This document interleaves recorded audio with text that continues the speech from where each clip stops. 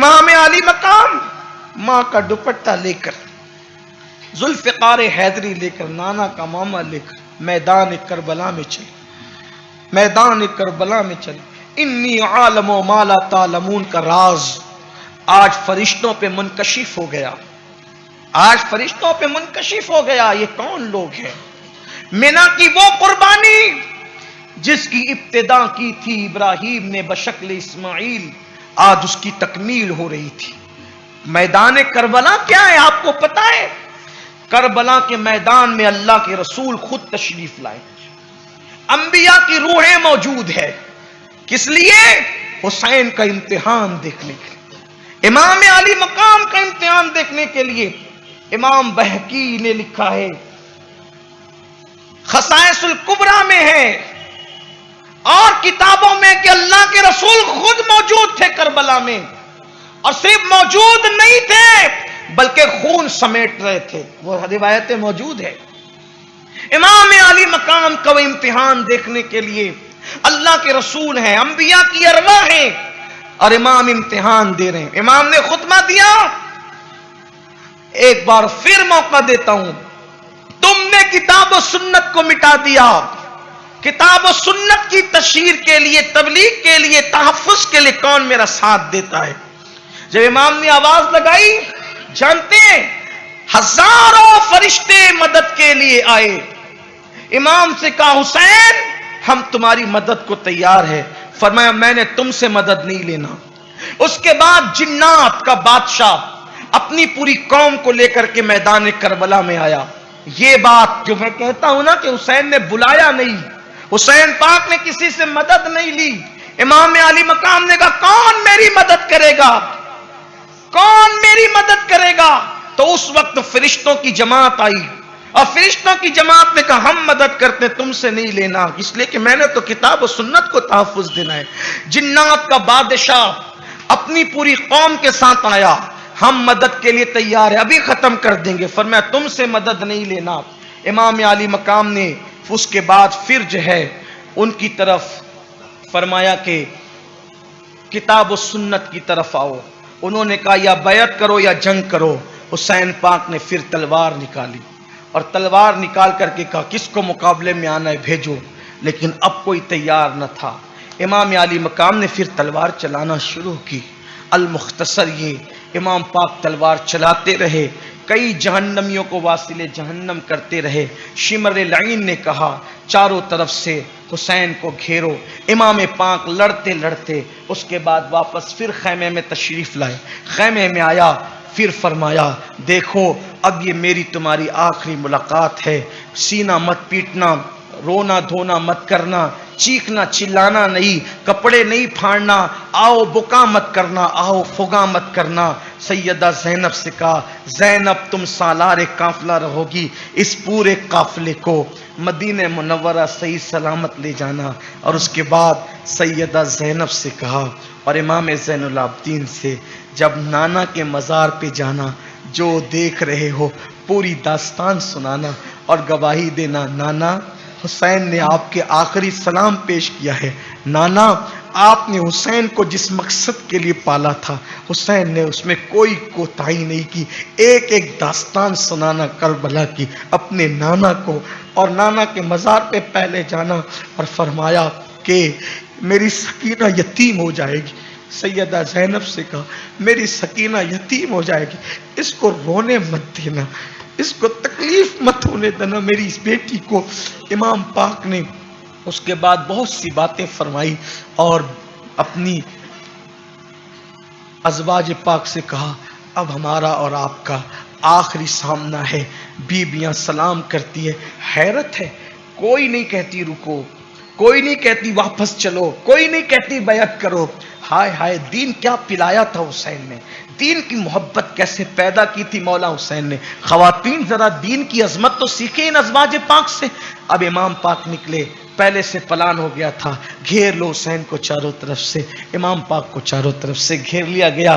ایک شقی ازلی بدبخت کا تیر آیا اور امام حسین کی پیشانی میں لگا۔ بوسہ گہے مصطفیٰ پر جس کو حضور چومتے تھے، جس پیشانی کو چومتے تھے، उस पर वो तीर लगा। अल्लाह हमारी आप सब की हर मुराद पूरी करे। इमाम अली मकाम अला जद्दे वाली सलाम के वफादारों में हमारा नाम आ जाए। मौला हुसैन उनकी आल के गुलामों में हमारा नाम आ जाए। दिल में जायज़ तमन्नाएं मुरादें जो भी अल्लाह ने आपकी मुरादें अल्लाह सब पूरी फरमाए। अल्लाह ये महफिलों को क़यामत तक कायम और दायम रखे। मौला हुसैन पाक की पेशानी पर एक तीर आकर लगा जो बोसगहे मुस्तफ़ा था, बोसगहे मुस्तफ़ा पे तीर लगा। इमाम अली मकाम पर चक्कर की कैफियत तारी हो गई। वजूद तो तीरों से पहले ही छलनी था।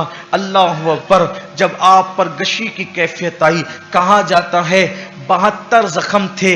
हजरत इमाम मोहम्मद बाकिर कहते हैं मैंने अपने बाबा इमाम जैनुल आबदीन से सुना 300 जख्म थे, 300। और ये 72 और 300 जख्म की तो बातें हैं।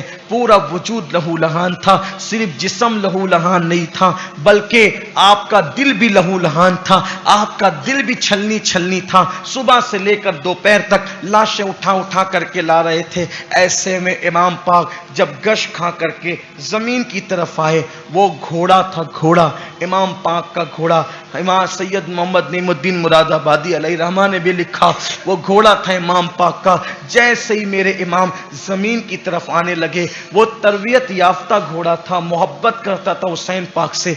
बल्कि यहां तक मुअर्रिखीन ने लिखा वो घोड़ा अल्लाह के रसूल अलैहिस्सलाम ने हुसैन पाक को दिया था और वो घोड़ा करबला के मैदान में आया था। वल्लाहु आलम कहां तक रिवायत सही है। वो घोड़ा जैसे ही इमाम जमीन पर आने लगे, घोड़े ने दोनों कदम जमीन पे टेक दिए ताकि इमाम को ज्यादा कोई मजीद चोट ना आए। उसने अपने जब वो कदम जमीन पे टेके, इमाम जैसे ही जमीन पे तशरीफ लाए, क्या हाल हुआ होगा। जमीन दहल गई, अर्श कांप गया होगा, फरिश्तों की चीखें निकल गई।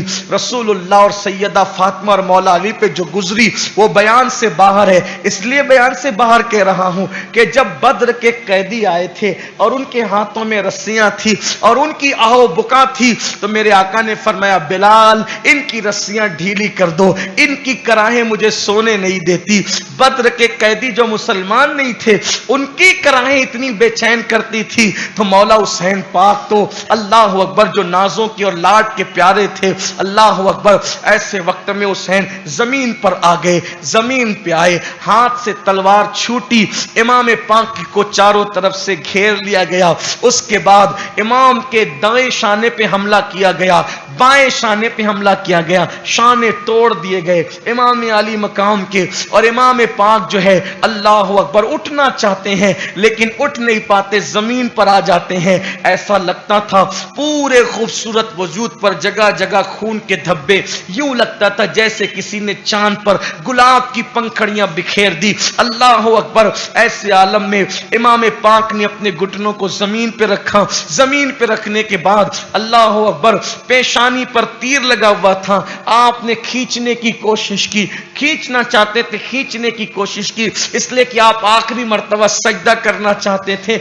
इमाम पाक ने पूरी ताकत को इकट्ठा किया, तीर खींचने में कामयाब हो गए, लेकिन फुवार निकली, इमाम पाक के बाजुओं को तोड़ा गया था। इमाम पाक ने जो है न जाने किस तरह से, वही जानते हैं कि नाना के अमामे को फिर सर पे इस तरह लपेटा गोया कि वो पट्टी का काम दे, और इमाम पाक ने अपना सर सजदे में रखा।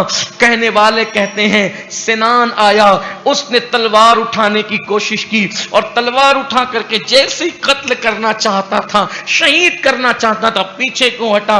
शिमर ने पूछा क्यों नहीं मार सका, इब्ने साद ने पूछा क्यों नहीं मार सका। कहा जैसी मैंने तलवार उठाई वैसे ही मेरे सामने रसूलुल्लाह का चेहरा आ गया, इसलिए मैं पीछे हट गया।